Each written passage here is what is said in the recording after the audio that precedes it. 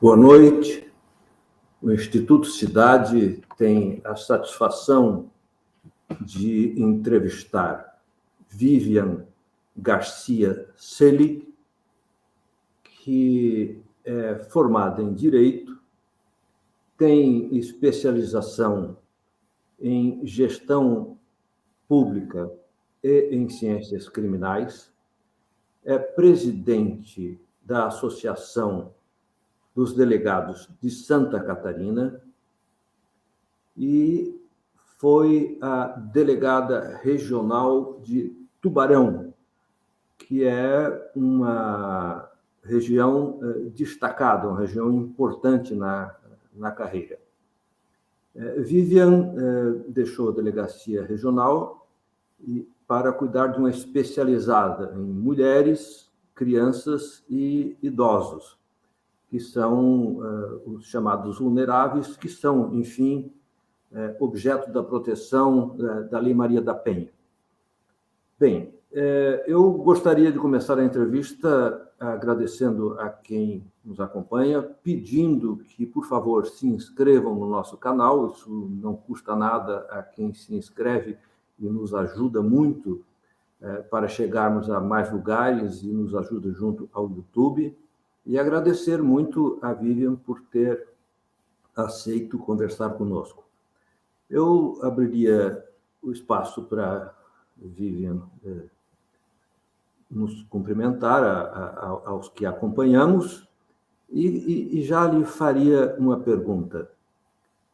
Quem é a Vivian? Como ela se define? Boa noite a todos que nos acompanham, muito obrigada, Léo, pelo convite. É sempre uma satisfação participar de lives, gravações, tentando disseminar o conhecimento do direito, do mundo feminino e de tudo que nos cerca, principalmente como mulher, que compila inúmeros papéis dentro da sociedade. E definindo-me já nesse primeiro momento, com essa primeira pergunta, eu poderia dizer que eu sou uma mulher casada, mãe de 2 filhos, capricorniana, delegada de polícia, uma mulher apaixonada pelo trabalho, que não consegue ficar em um único local, sou movida por desafios e essa é a toada da minha vida, sempre buscando auxiliar o próximo, buscando, de uma maneira ou de outra, no exercício da minha profissão, na minha condição de mãe, de esposa, de filha, irmã, amiga, auxiliar o próximo, levar o melhor de mim, sempre num constante aprendizado como um ser humano em evolução nessa terra. Então, creio que, resumidamente, eu possa me definir dessa maneira. Eu acompanho as polêmicas, conquistas feministas e mesmo mais generalizadamente conquistas das mulheres, porque nem toda mulher é exatamente feminista, mas as transformações do mundo, sobretudo por causa do feminismo, deram a condição de a mulher estar onde ela quiser. Lugar de mulher é onde ela quiser. A Vivian está onde ela quer? A Vivian está onde ela quer. Então, foi uma decisão bastante pensada, por exemplo, Léo, quando eu decidi sair de uma função de confiança dentro da estrutura da Polícia Civil, que foi um degrau dentro da minha carreira, sendo a primeira mulher a assumir a Delegacia Regional de Tubarão, que é uma cidade polo aqui do estado de Santa Catarina, tendo sido a primeira mulher, tendo sido precedida somente por homens, ter pedido à chefia, ao superior hierárquico sair. Ninguém acreditava, ninguém entendia o porquê que eu pedia para sair, porque eu havia definitivamente fechado um ciclo. Tudo que eu havia me proposto como gestora naquele momento, eu havia cumprido.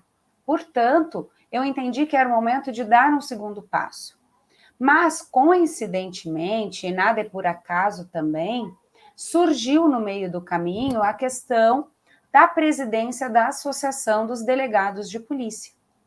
E nesse aspecto, eu só tenho a dizer que, justamente, são movimentos que nós vamos fazendo no decorrer da nossa trajetória, que vão trazendo desafios, mesmo que não tão conscientes como nós gostaríamos que fosse, e que vêm a nós para o cumprimento de um propósito. Portanto, aí, voltei a uma delegacia especializada, porque sempre foi uma das minhas premissas trabalhar nas delegacias especializadas de proteção à mulher, e assumi, paralelamente, a Associação dos Delegados de Polícia. Então, eu acredito, assim, que as mulheres estão aí, sim, sem sombra de dúvidas, para conquistarem os seus espaços. Todavia, e não posso deixar de falar, Léo, é que, na realidade, todas nós acabamos pagando um preço para assumir também esses espaços, porque não é uma tarefa, né, não é uma tarefa fácil. Que preço é esse e quem cobra? A sociedade cobra, nós nos cobramos, a família nos cobra, os companheiros, maridos, esposos, às vezes os filhos. É uma cobrança, é um peso constante nas costas das mulheres. Porque para nós estarmos nos nossos espaços, eu estar aqui gravando essa live hoje, estar trabalhando diuturnamente nas minhas funções como delegada de polícia, eu acabo tendo de sopesar uma série de circunstâncias da minha vida. Então, a mulher, muitas vezes, não assume determinados espaços pela dificuldade de organizar esses papéis. Então, nós temos, para estar onde queremos, realmente dar um esforço a mais do que seria natural para o homem.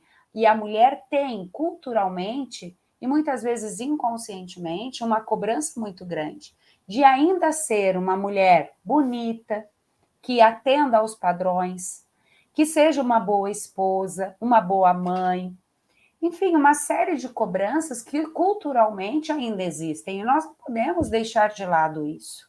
Eu sinto a cobrança muitas vezes para aceitar determinadas funções dentro da minha carreira, ou até mesmo trabalhos paralelos, eu acabo tendo de colocar na balança uma série de circunstâncias, sendo a família, a casa, o marido, enfim, tudo que nos rodeia como pessoa nessa sociedade em que vivemos.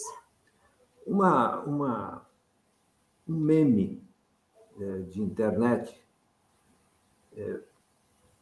existe uma situação em que uma mulher pergunta para outra se ela se orgulha de dar conta de tantas coisas. A outra responde que não se sente orgulhosa, ela se sente cansada. Não cansa ser tudo isso? Cansa, cansa. Tem um livro muito interessante de uma advogada que hoje mora na Europa. E o livro, eu sou péssima assim para gravar nomes. Eu gravo muito o conteúdo, mas acabo não gravando o nome da autora e do título. Mas é basicamente assim: as mulheres não são chatas, as mulheres estão cansadas. E é uma grande realidade. Para justamente poder ocupar, é um paralelo muito infeliz. Para nós estarmos aonde nós desejamos, nós acabamos tendo de acumular uma série de atribuições que muitas vezes nos esgota. Eu não tenho dúvidas disso.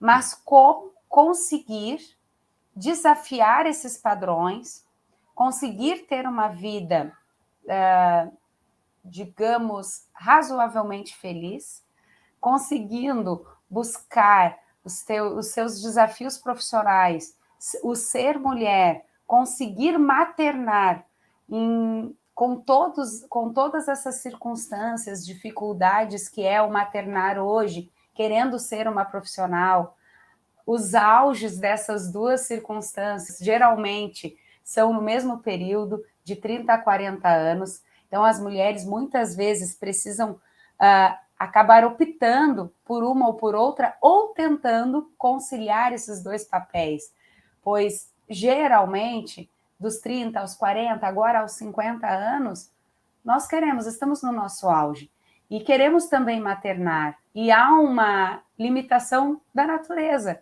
para que isso aconteça. Então, realmente, não é fácil, as mulheres se cansam, portanto, eu digo, por isso que talvez os discursos, Léo, eles despertem um certo furor e uma certa discussão polarizada para as que não querem isso e para as que querem. Então, mas muitas vezes essas discussões elas poderiam ser uma constante de uma mesma roda. Só que muitas vezes nós não conseguimos entrar num paralelo razoável de discussão com consciência e coerência. É difícil. Eu suponho que é difícil e acompanho naturalmente, sobretudo na internet, a agressividade com que muitos homens se põem diante de situações que seriam de conversas elegantes, civilizadas, pelo menos. Uma questão que eu chamaria de efeito simbólico. Uma mulher se elege deputada com muita dificuldade e vai para a Câmara dos Deputados. Uma mulher se elege vereadora e vai para a Câmara dos Vereadores. Uma mulher se elege presidenta, quer assim ser chamada, e muitos acham que isso é uma bobagem, que ela deve ser chamada de presidente. Como é que é presidir os delegados? Então, isso já foi motivo de discussão e tivemos, Léo, inauguramos aqui em Santa Catarina, no seio da Associação dos Delegados de Polícia, o primeiro encontro das delegadas de polícia. Aconteceu agora no mês de março, em alusão ao mês das mulheres, simbolicamente no sábado posterior ao dia 8 de março, Dia Internacional das Mulheres, e eu até muitas vezes refleti se não estava na hora de mudar o nome para a Associação dos Delegados e Delegadas de Polícia. Mas sabe-se que culturalmente ainda se entende esses aspectos como meros preciosismos. Eu, particularmente, não me incomodo, desde que, efetivamente, eu tenha espaço de fala, poder de fala, que eu consiga exercer os meus papéis como delegada de polícia e como presidente da associação atualmente, desde que eu efetivamente consiga, na prática, exercer os meus papéis e as minhas atribuições. Se isso acontece na prática, a nomenclatura particularmente não me incomoda. Agora, se efetivamente na prática isso acontece, e não é o que nós acabamos vislumbrando na prática.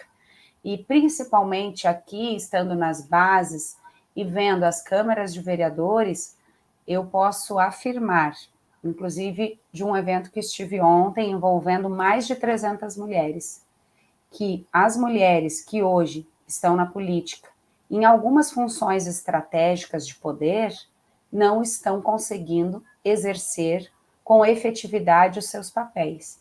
E isso me preocupa muito. Eu posso dizer que eu consigo, com liberdade, exercer todos os papéis que eu desenvolvi.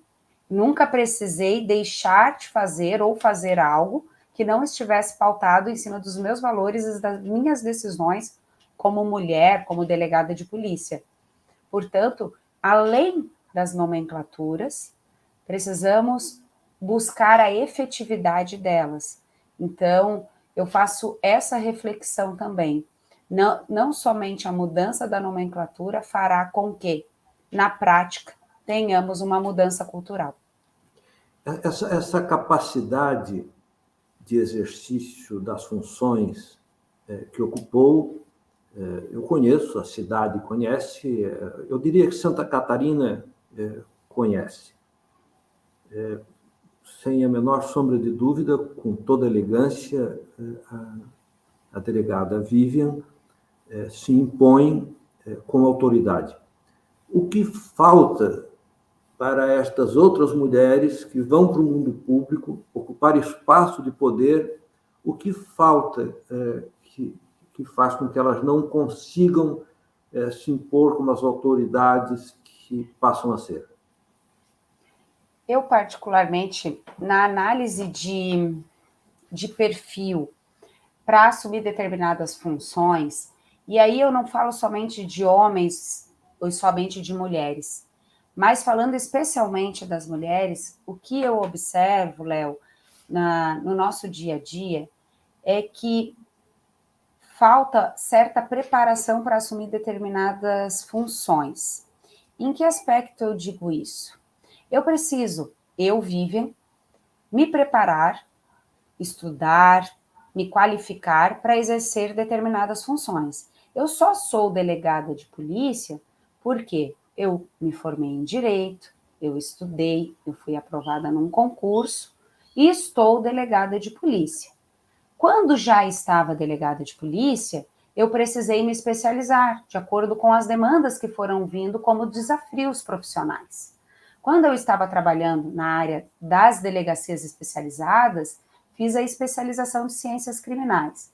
Quando vim para a gestão da Polícia Civil, fiz uma pós-graduação de gestão pública. Posteriormente, retornando à delegacia especializada de proteção às mulheres, fiz uma pós-graduação de direito das mulheres. Então, eu preciso estar muito qualificada para que o meu discurso ele atenda às expectativas.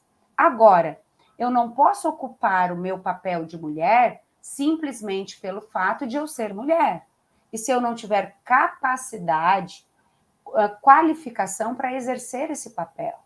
Então, nós devamos sim buscar os nossos espaços, mas tenhamos que ter consciência também da necessidade de nos qualificarmos para ocuparmos esses espaços e ocuparmos realmente com efetividade, com coerência e com pressão, eu digo, porque somente com pressão é que nós conseguimos efetivamente ter voz. Não é fácil numa mesa repleta de homens, muitas vezes, conseguir fazer valer as nossas vozes. Então, eu só consigo fazer dessa forma muito enfática, coerente e incisiva algumas vezes, porque eu realmente sei do que eu falo. Então, eu não consigo ser contrarrazoada sem argumentos plausíveis.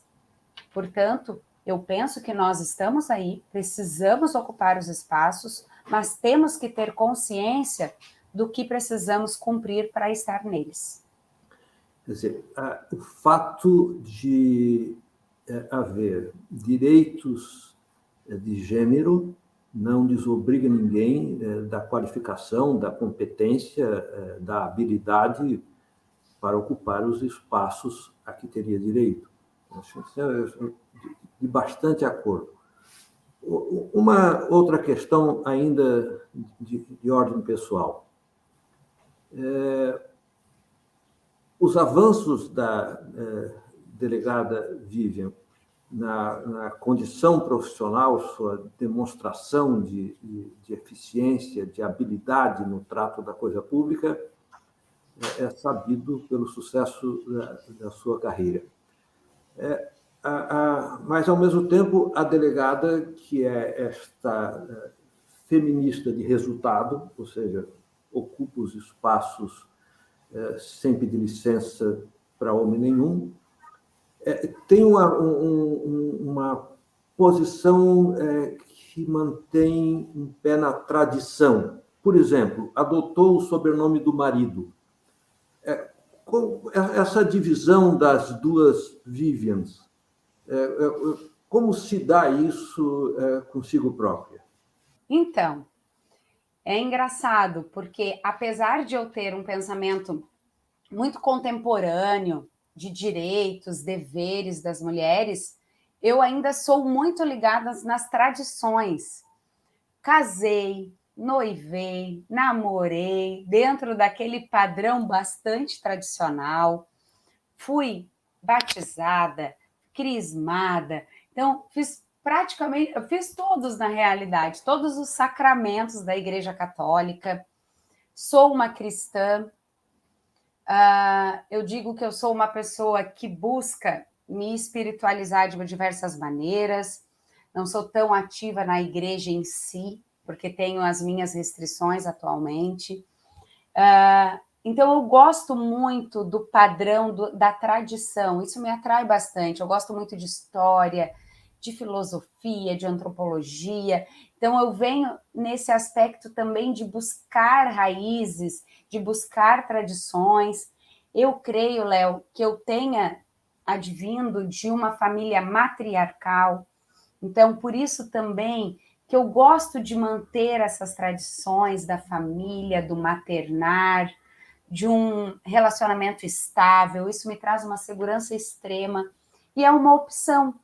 Mas, paralelamente a isso, eu defendo as decisões de qualquer padrão. Eu não consigo me encaixar num padrão. Embora eu tenha aspectos, digamos, conservadores de uma mulher, eu trago a liberdade em mim de poder exercer esses papéis também com bastante liberdade e defendo quem o faça diferente. Então, talvez esse é um grande paradoxo da delegada Vivian, tão conservadora no aspecto mais íntimo da sua vida e tão libertária nos outros aspectos da sua vida externa, digamos assim, aquilo que as pessoas veem nas redes sociais, no meu trabalho, pública, nas minhas relações, isso, na vida pública. Então, talvez eu nunca tinha pensado por esse aspecto. Então, talvez seja justamente isso. Na minha intimidade, mantenho ainda os padrões mais conservadores e na vida pública, talvez eu busque extravasar direitos, deveres e altruísmos, digamos assim, na vida pública. Bom, a delegada Vivian e a mulher Vivian trouxeram a público Inspire-se. É um livro que eu aproveito para apresentar, mas eu gostaria... Eu li o livro, é uma conversa muito interessante de experiências, eu diria, pessoais, de uma mulher, de uma autoridade, e algumas posições também diante do mundo. Algumas com as quais eu concordo, outras das quais eu discordo, mas isso não é o relevante, porque eu acredito que cada pessoa... O bom é discordar, né?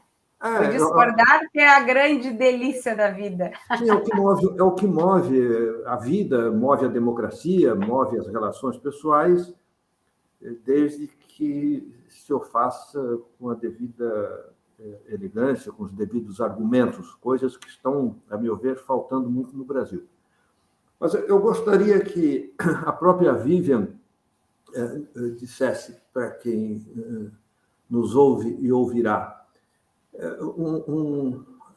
A Vivian é uma moça, ainda é bastante jovem, apesar de suas experiências pessoais e profissionais.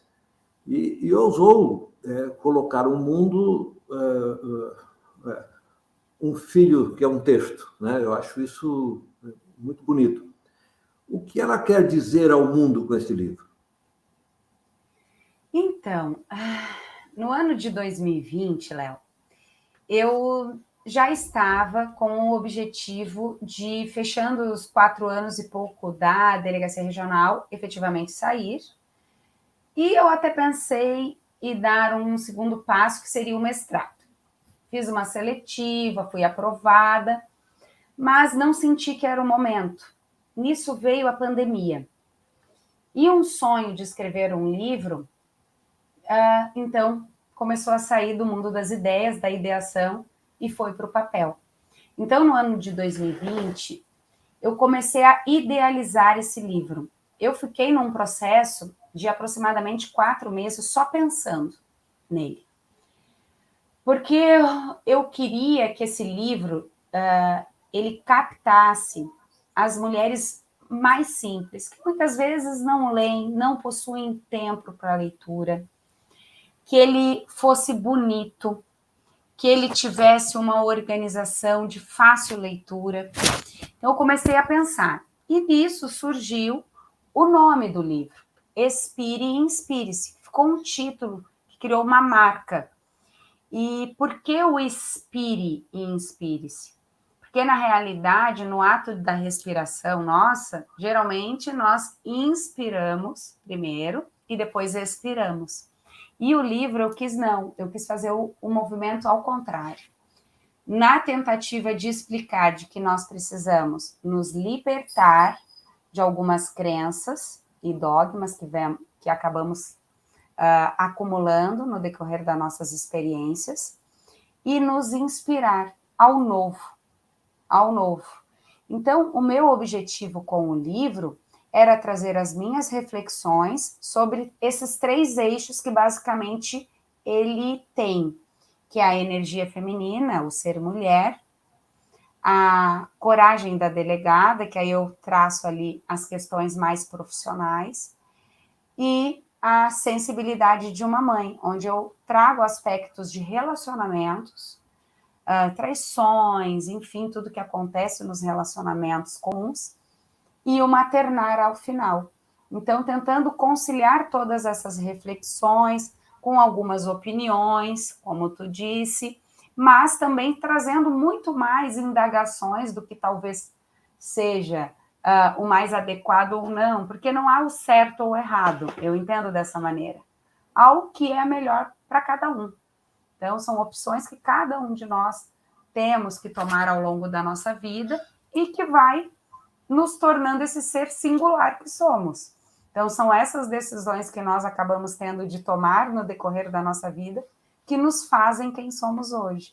Então, o livro tem esse viés de tentar instigar as mulheres que muitas vezes não têm o hábito da leitura à leitura, porque eu acredito que o estudo e a leitura, eles podem tirar as pessoas do seu padrão vulnerável e trazer ao questionamento da sociedade, da onde ele está, tirar ele daquela situação de sedentarismo, digamos assim, para buscar novas experiências, seja como cidadão, como homem, mulher, profissional, enfim. Então, o objetivo é justamente dar uma chacoalhada, fazer a pessoa refletir e buscar os seus objetivos. Esse realmente é o objetivo.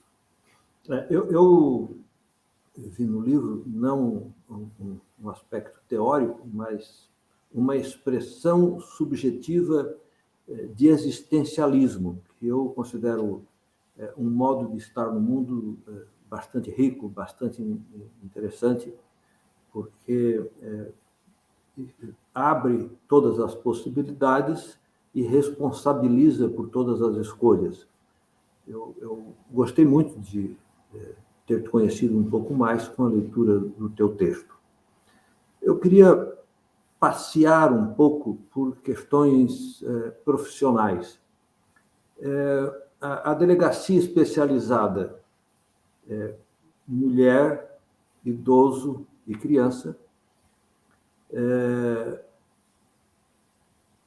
enfim, trata do que se considera ainda vulnerável. Civilizacionalmente, ter que ter uma delegacia para cuidar de uma parte da sociedade que é agredida por outra parte.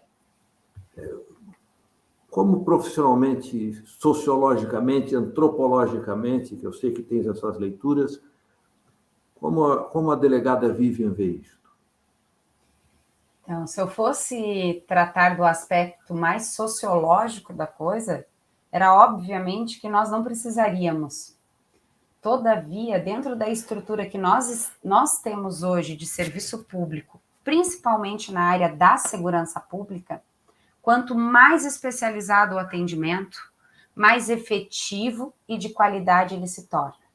Então, apesar de nós termos como Estado, eu aqui apresentando a figura do Estado como servidora pública, estando ali para servir o cidadão de acordo com as suas demandas e mazelas existenciais e da sua família, é óbvio que eu teria que atender a todos indiscriminadamente. Mas nós sabemos culturalmente que nós temos um recorte social enorme e em que as mulheres são vítimas muito mais que homens dentro de casa, principalmente na violência doméstica e familiar. Sabemos que crianças e adolescentes sofrem violência de forma contumaz e de forma muito violência os crimes contra a dignidade sexual, que é uma realidade do nosso país, e em Santa Catarina não é diferente. Então, além agora de uma demanda envolvendo também os adolescentes, aí falando dos adolescentes infratores, os adolescentes em conflito com a lei, quando do cometimento dos atos infracionais. Então, nós temos demandas que estão vindo a nós como segurança pública e nós precisamos estar atentos. Eu penso segurança pública de uma maneira um pouco diferente. Eu penso que o Brasil, ele está muito aquém do que é, o que se deve ser segurança pública. Nós temos um fomento de legislações que não servem para nada na área criminal, e o que deveria ter uma efetividade grande não tem, por conta do volume de crimes ou contravenções penais que temos de dar apuração por conta de um ativismo legislativo que tem um viés político e ideológico. Então, eu sou bastante crítica à maneira de legislar segurança pública no nosso país. Agora, eu, como delegada de polícia, eu preciso trabalhar com a legislação que está posta. No momento que eu analiso a legislação posta, o que eu verifico? Que a polícia, ela se torna, a polícia civil especificamente, a que faz a repressão, a investigação, os trabalhos de polícia judiciária, que nós, quanto mais especializados nós estamos, mais efetivos nós nos tornamos. Então, hoje, a tendência das polícias civis que conseguem fazer essa análise é a especialização dos atendimentos. E é o que está acontecendo hoje com as DPCAMs, as Delegacias de Proteção à Criança, Adolescente, Mulher e Idoso. Tanto que, Léo, aqui em Santa Catarina, nós já estamos verificando a necessidade de termos somente delegacias de proteção à mulher. E não mais trazer a essas unidades especializadas a criança ou o adolescente em conflito com a lei e o idoso. Então, por exemplo, nas nossas regiões aqui do sul do estado de Santa Catarina, fica muito evidente que a demanda em face do idoso é bem menor. Então, cada região, na sua conjuntura, na sua formação, ela terá crimes diferenciados. Então, cabe ao gestor público avaliar, fazer um diagnóstico da sua região e poder trabalhar a segurança pública com política pública de desenvolvimento nas suas regiões. Ao meu ver, nós só fazemos segurança pública fazendo um diagnóstico. Com esse diagnóstico e trabalhando em rede, nós conseguimos efetivamente fazer segurança pública e política pública para o cidadão. E se assim não for, não acontece, é uma realidade. Sim, eu acho que está excepcionalmente bem colocado. Política pública sem diagnóstico, sem escolha pensada, sem alguma especialização que não isole, mas que cuide de aspectos específicos, eu também acho que não funciona. Uma questão que eu queria pedir a sua opinião pessoal. Homens agridem mulheres muito mais do que o contrário. Mulheres agridem crianças muito mais do que os homens o fazem. As agressões sexuais, em grande parte, são praticadas pelos homens, mas em grande parte são ocultadas pelas mulheres. Muitas vezes as mulheres, diante de um fato doméstico em que uma menina é agredida, muitas vezes a mulher-mãe acaba acusando a filha de ter provocado. É uma relação bastante complexa, a meu ver. Eu penso que isso tudo acontece dentro de um núcleo que se chama família. Eu também, pelas minhas leituras e por algumas análises, acredito que a família tradicional ela era bastante estável na medida em que a mulher e os próprios filhos se subsumiam no ego de um homem. Quer dizer, havia uma hierarquia indiscutível, um poder econômico indiscutível, um poder legal indiscutível. Então, evidentemente, as coisas se conformavam. Tendo em vista que numa tão elogiada forma de viver, pelo menos pelos tradicionalistas, entende que sem isso a sociedade se desmancharia. Não parece que os fatos levados à delegacia explicitam que, ao contrário, que esta forma de família já está vencida e que mantê-la forçosamente gera dentro dela mesma uma quantidade de conflitos que nem individualmente, nem familiarmente, nem em termos de Estado se dará conta? Então, Léo, a minha opinião, a minha percepção sobre a instituição família é que não é a família em si que é o problema, e sim os comportamentos humanos. Então, é aquele ditado: o problema não é o sofá, é a filha que pratica relação sexual com o namorado no sofá. O pai queima o sofá para acabar com aquele problema que ele entende como um problema. Então, ao meu ver, Na não é a verdade, esse família. sofá foi queimado porque foi um marido ciumento que queimou. Isso vem da literatura, foi um marido que queimou o sofá. E aí depois ela foi retocada por pai e filha que pega a namoradinha adolescente fazendo sexo, obviamente, com o namorado e queima o sofá para acabar com o problema, né? E Sim. Não vai no fundo da questão, que provavelmente devia ser natural e estava na sua fase de desenvolvimento como humano sexuado que somos. Então, enfim, mas eu observo que quanto mais famílias e famílias diversas nós tivermos, está sendo ótimo, desde que haja o respeito. Eu não vejo eu não observo, Léo, que a família seja o grande problema. Ou talvez o estabelecimento da família tradicional, da maneira que tu descrevesse, pautada no patriarcado, com o poder econômico no homem, ele sendo o núcleo e o centro das atenções, num viés de egocentrismo, e todos trabalhando para que aquele homem cresça e apareça, talvez sim. Mas eu vejo que eu observo no nosso dia a dia que as famílias vêm se emoldurando de uma maneira diferente, onde a família não é muito mais nuclear, mas muito mais satélite, onde todos desenvolvem as suas características de maneira singular. E é isso que eu defendo, seja a família homoafetiva, poliafetiva, a família mais tradicional ou não. E desde que os comportamentos humanos estejam adequados àquela realidade. Então, o que eu observo hoje muito e na lida do dia a dia da delegacia é que o aumento, às vezes, da violência, ele acaba acontecendo também. E aí, agora que eu acabo trazendo algumas emoções e muitas pessoas, às vezes, não concordam.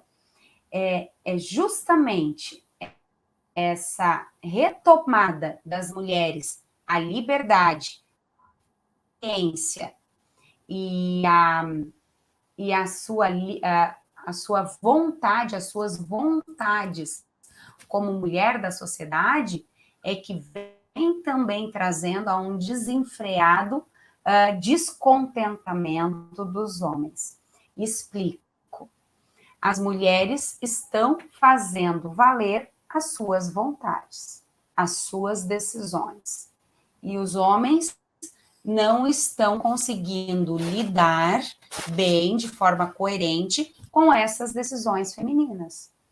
E a partir disso, nós estamos tendo um novo levante de violência. Sempre tivemos, mas de uma maneira diferente, de uma maneira educativa lá no passado, né? Que a mulher era educada por esse homem, que mantinha a casa e que ela devia submissão. Hoje não. Hoje um casal se une por algum propósito. Pode ser inúmeros propósitos. Agora, essa mulher, quando decide dar fim a esse relacionamento, esse homem ainda não consegue entender de forma coerente o que está acontecendo e acaba praticando violência. Eu penso que a violência doméstica familiar de hoje, ela tenha mudado um pouco o viés do que era no século passado. Então, nós precisamos fazer um diagnóstico disso. E os trabalhos do setor de psicologia vêm trazendo essas novas dinâmicas, inclusive de mulheres buscando a revitimização. Então, é bastante complexo. Esse fenômeno nosso, dos humanos em desenvolvimento, se relacionando, ele é bastante complexo. Nós não temos uma solução mágica para esses problemas, mas estamos estudando, estamos buscando entendê-los para tentarmos, no caso da Polícia Civil, fazer a repressão de forma efetiva. Então, eu venho observando muito esses movimentos sociais e esses movimentos humanos. E trabalhando na delegacia, a gente vê a mazela humana de frente, cara a cara. E isso é sensacional. Tem que ter bastante consciência do que está acontecendo, mas eu penso que isso é fantástico, porque estando ali, frente a frente com a violência, eu consigo observar o que efetivamente acontece. E saio um pouco daquela condição acima, digamos, da sociedade e começa a entender um pouquinho o que acontece nas ruas, nas casas, dos municípios, dos estados do nosso grande país. Sim, a materialidade da vida, eu sou materialista e entendo que a realidade material, concreta, é que produz o conhecimento. Então, de pleno acordo, o dia a dia na delegacia é que produz a ideia da delegada sobre a vida social. Agora, as constituições de família, as pessoas que vão constituir família, elas vão idealizadas. Elas têm um desenho de dever ser na cabeça e vão para a convivência com esse desenho. E o homem, ainda educado para cumprir certos papéis, quando se vê esvaziado de parte deles, porque as mulheres estão ganhando a própria vida, cuidando de si próprias, enfim, se autodeterminando, já se instala o conflito. Agora, como a instituição família é algo tão valorizado, ainda em termos ideológicos, muitas pessoas ficam tentando levar uma convivência falida para frente. E depois que ela faliu e as pessoas insistem em mantê-la, aquele afeto de aproximação transforma-se num afeto de ódio. Então, eu suponho que quando chega na delegacia, eu tenho certeza que quando chega na delegacia, chega o ódio em exercício, o ódio materializado. Né? Sem sombra de dúvidas. Eu suponho que com toda a psicologia, sociologia e experiência, etc., não é fácil dar conta de uma sociedade que, eu concordo contigo, está em franca transformação e eu não acho que o método antigo tendo em vista que a realidade do mundo é outro, ainda seja um discurso que dê conta disso. E, por outro lado... sim, o discurso que o senhor diz no seguinte sentido: não, o que vai nos salvar é a família tradicional. Sim. E o nosso Senhor no céu. Isso eu sou totalmente contra. Totalmente contra. Não é a instituição família que vai nos salvar, é a educação, é o respeito ao próximo, é a diversidade, essa pluralidade é que realmente vai nos salvar. Isso eu concordo plenamente. Eu não demonizo a família como instituição, e que pode ter diversas formatações. Pode ser uma família de mãe e filho, de pai e filho, de um casal com filhos ou não, de casais homoafetivos ou não, ou de uma pessoa sozinha que decide ter a sua própria família hoje, que é uma realidade também com os seus pets. Então, nesse aspecto, agora, realmente, analisando soluções religiosas ou trazendo a instituição da família como o salvador da pátria, sem sombra de dúvidas, isso é de uma incoerência sem tamanho. Sim, é coisa vencida, né? Sabe que há um filme bem provocativo, parece-me que se chama Cenas de um Casamento, em que uma advogada discute a questão do modelo tradicional católico, isso é uma produção do catolicismo, e ela faz uma questão interessante. O próprio Senhor no qual os católicos creem, na verdade, não participou da gravidez da Maria, que, por sinal, tinha 12 anos quando engravidou, né? Hoje isso iria acabar na sua delegacia, né? E depois não acompanhou a educação do filho, abandonou a própria sorte, quer dizer, o desenho daquela que seria uma família que deveria ser modelo, nem mesmo é um padrão ao qual se refere, porque, afinal de contas, a Maria seria casada com José, engravidou de Jeová, e, ora, se este foi o modelo fundador, por que as pessoas se espantam tanto quando hoje se foge de um modelo que está posto, que não coincide com o modelo fundador? Não é? Quer dizer, há uma hipocrisia, inclusive, no discurso da própria religião por um tipo de família, quando o discurso fundador é outro. Não é? Não sei se me faço tocando em aspectos que eu sei que, por serem religiosos, são delicados, mas essas contas não são feitas pelos discurseiros da tradição. Sim, com certeza.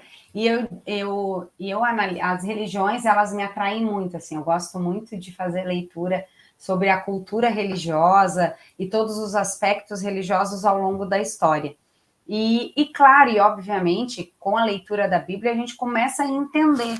Só que cabe a cada um de nós que interpreta as leituras e as escrituras trazer um viés ideológico político. Na realidade, para mim, isso é o que acontece hoje, basicamente, no nosso país. Tudo que se fala vira um problema político partidário.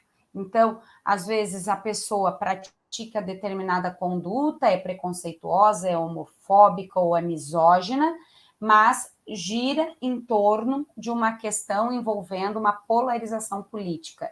Então, eu observo hoje, Léo, que o nosso país ele não consegue fazer uma discussão abrangente sobre assuntos tão importantes a nós, como sociedade, família, religião.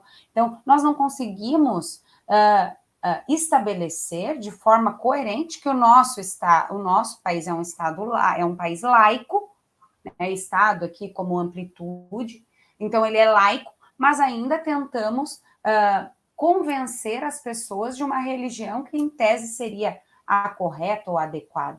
Isso é de uma incoerência sem precedentes. Então, eu posso ter a minha religião, isso é a minha intimidade.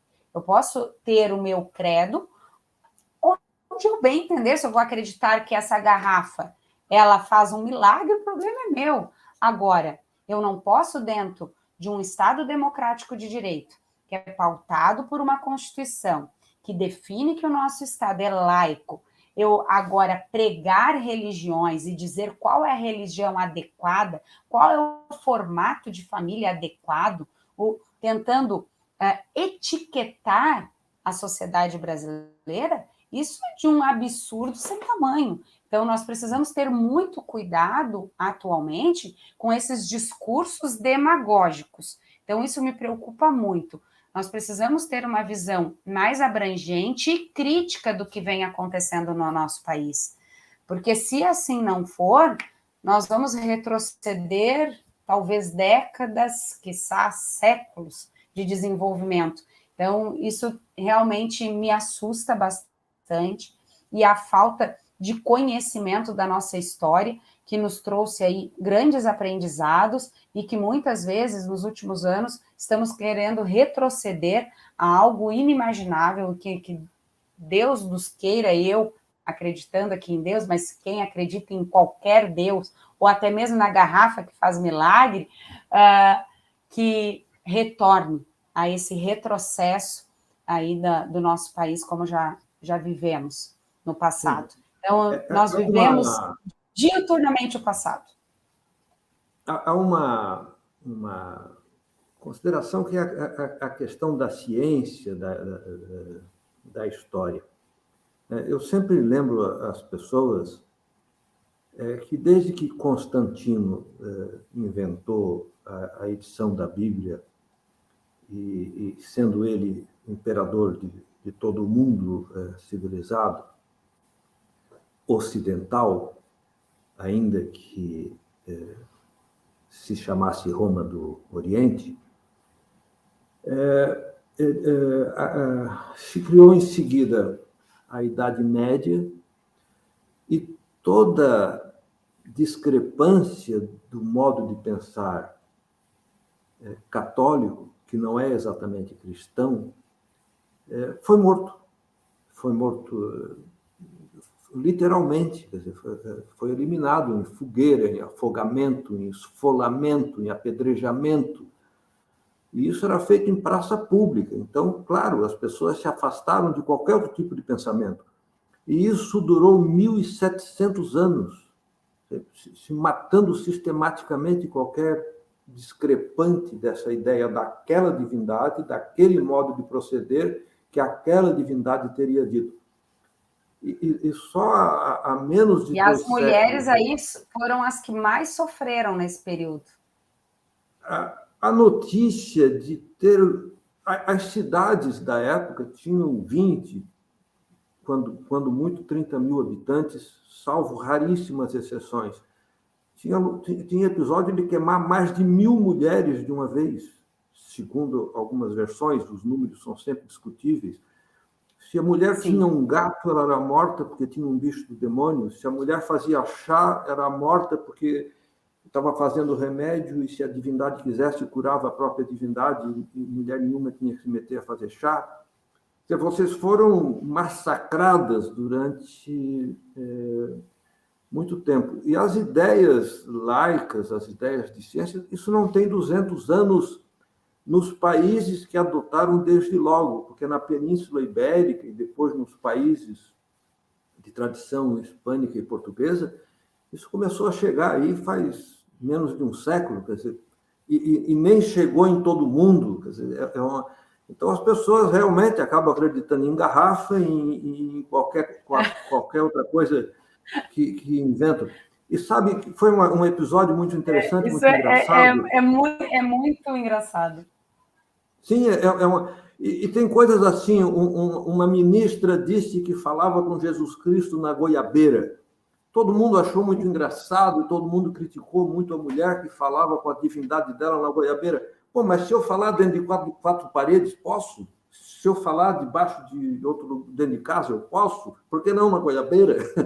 Então, são críticas que se fazem, como tu coloca, sem nenhuma coerência, em que se ataca reciprocamente E eu não estou aqui defendendo a ministra, longe disso, Sim. mas o direito dela acreditar na divindade dela, não era bem entender. Agora, eu não sei se tu te sentirias confortável para te manifestar, fica à vontade para não fazê-lo, porque, afinal de contas, tu tens uma função pública no momento, mas essas questões de governo misturado com religião, com pastor, com padre, que seja, com quem quer... Tu que és uma autoridade com preocupação laica, como é que tu vês essa mistura que o governo federal e alguns estaduais e muitos políticos fazem com religião? Eu recebo isso sempre com muito receio, sabe, Léo? Eu recebo isso com muito receio. Eu acho muito discutível a mistura de religião com Estado. Também da mesma maneira que penso muito discutível a mistura de governo com forças armadas. Então, eu penso que cada um tem os seus papéis, e nós não podemos inverter esses papéis num Estado democrático de direito. Então, nós estamos muitas vezes, e me preocupa muito os discursos demagógicos, a bem da ordem pública, a bem do interesse público, que nunca se sabe bem qual é, ou se são realmente interesses individuais.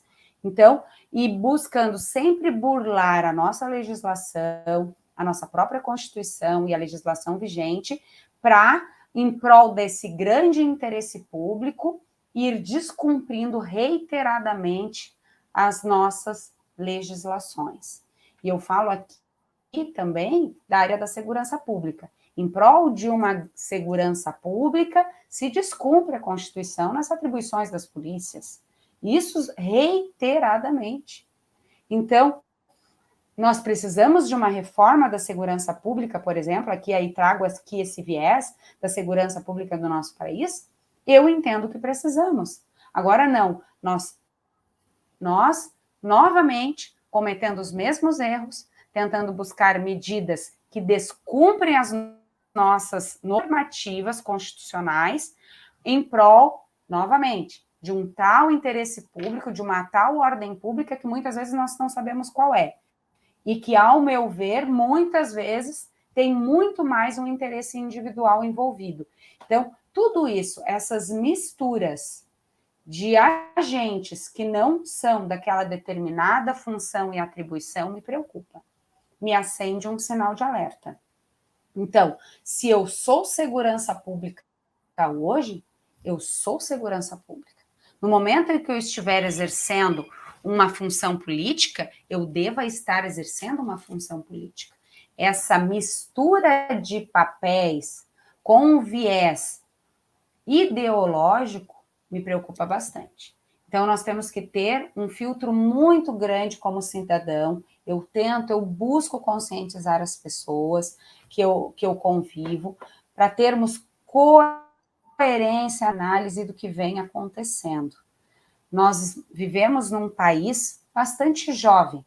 Nós estávamos falando aí de antes da Revolução Francesa, onde até mesmo Joana d'Arc, na sequência, veio a ser queimada. Então, guilhotinada, se eu não me engano, ou queimada, agora não sei. Agora não me vem bem a memória. Mas nós somos um país muito recente, democraticamente falando, então nem se fale. Agora, essas misturas me preocupam bastante.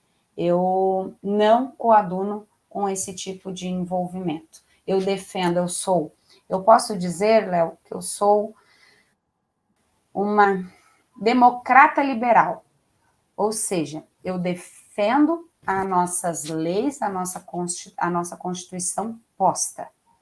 Então, estrutura mínima do Estado, com liberdade para o cidadão exercer com autonomia os seus papéis. Então, eu meio que me enquadro nesse viés político. Então, eu defendo com todas as minhas forças a nossa legislação posta, a nossa Constituição, sempre com liberdade às pessoas que vivem na nossa sociedade. Eu concordo, inclusive está meio na moda fazer críticas ao liberalismo, e as pessoas, em geral, não entendem que o próprio direito de crítica é liberal. Não tenho dúvida disso. Eu queria registrar, não é uma surpresa para mim, tendo em vista que sempre a tive em alta conta, mas queria anotar que gostei demais dessa entrevista, achei cívica, achei laica, achei inteligente e achei feminina. Né? Eu gostei muito de conversar. O Instituto Cidade volta a pedir que quem puder, por favor, nos ajude a divulgar o vídeo e nos ajude fazendo a sua inscrição no nosso canal. E eu queria deixar a palavra com a nossa convidada, para ela usá-la a seu critério para fazer a sua despedida da nossa conversa. Muito obrigado. Eu quem agradece, estou muito feliz dessa nossa conversa bastante diversificada sobre inúmeros assuntos e adoro esse tipo de reflexão. Não busco nunca, Léo, e a todos que nos assistem, trazer fórmulas ideais ou mágicas ou conceitos estáticos, e sim trago sempre a reflexão, ideias de uma mulher que vive na sociedade e que vive em constante aprendizado. Então, adorei também o nosso bate-papo, me coloco sempre à disposição de todos, por intermédio da rede que eu mais utilizo, que é o Instagram. Lá eu estou com @GarciaSelig, e quem quiser conversar, trocar ideias, reflexões, pode me chamar por lá, sempre na medida do possível eu respondo as mensagens no privado. Então eu fico extremamente feliz, grata por termos tido essa conversa, e que a partir dela, né, Léo, e eu digo assim, se nós dedicamos um pouquinho do nosso tempo para isso, é porque tinha um propósito e alguém vai ouvir e vai ter feito sentido a ela. Então, é disso que eu acredito, sempre pautada em valores éticos, profissionais, para levar o bem às pessoas. Muito obrigada, foi excelente, sem palavras.